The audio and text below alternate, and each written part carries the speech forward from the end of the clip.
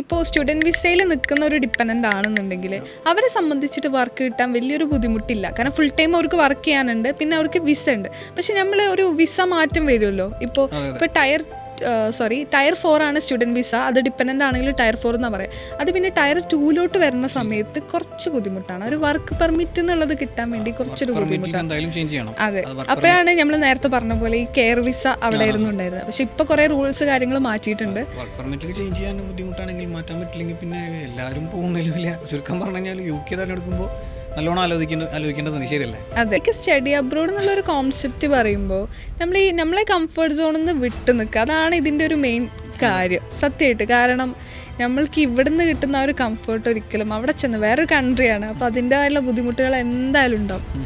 ഫുഡാണെങ്കിലും പിന്നെ നമ്മുടെ അക്കോമഡേഷൻ ആണെങ്കിലും നമ്മുടെ ഒപ്പമുള്ള ആളുകൾ, അപ്പം അതിൽ എല്ലാതും ഫേസ് ചെയ്ത് വരാമെന്നുള്ളതാണ് ഇതിൻ്റെ ഒരു എന്താ പറയുക, നമ്മൾ അതിനായിട്ട് പ്രിപ്പയർ ചെയ്തിട്ട് വേണം ഒരു അബ്രോഡ് എന്നുള്ളത് ആ ഡിസിഷൻ എടുക്കാൻ വേണ്ടി കണ്ട്.